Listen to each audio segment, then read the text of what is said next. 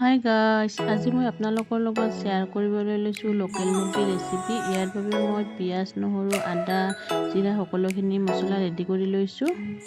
আৰু আপোনালোকে যদি মোৰ চেনেলটো নতুন হয়, চেনেলটো ছাবস্ক্ৰাইব কৰি বেলটো বজাই অল কৰি দিবলৈ নাপাহৰিব।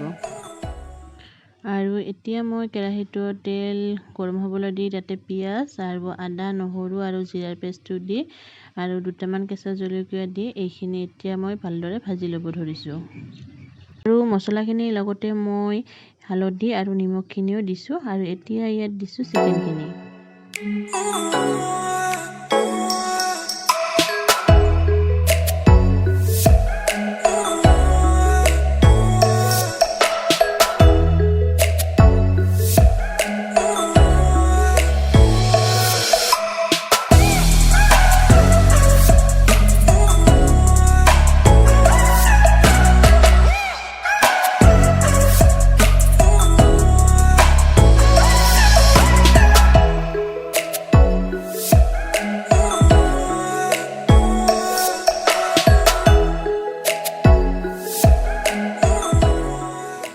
এতিয়া মছলাখিনিৰ সৈতে চিকেনখিনি ভালদৰে মিহলি হৈ যোৱালৈকে হেতাৰে লৰাই লাহে লাহে গেছটো ল' ফ্লেমত দি মাংসখিনি ভালদৰে ভাজি থাকিম।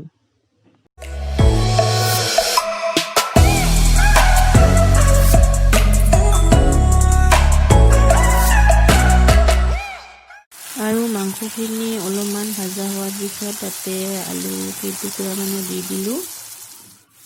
আৰু এতিয়া এইখিনি মাংস আৰু অলপমান সময়ৰ বাবে ভাজি ল'ম। এতিয়া মাংসখিনি প্ৰায় ভাজা হ'লে আৰু ইয়াত এতিয়া ঢালি দিম গৰম পানী। আৰু এতিয়া ইয়াত গৰম পানী ঢালি দিলোঁ। আৰু এতিয়া এই মাংসখিনি উতলিবলৈ ধৰিছে। আৰু এতিয়া ইয়াৰ পানীখিনি অলপমান শুকুৱালে তাতে গৰম মছলা দি আঞ্জাখন নুমাই থ'ম আৰু এইখিনি খাবলৈ ৰেডি হৈ যাব। এতিয়া আঞ্জাখনৰ পানীখিনি প্ৰায় শুকালে, এতিয়া এইখিনি নুমাই লওঁ। আৰু এতিয়া মোৰ এই চিকেন বা মুৰ্গীৰ মাংস ৰেডি হৈ গ'ল।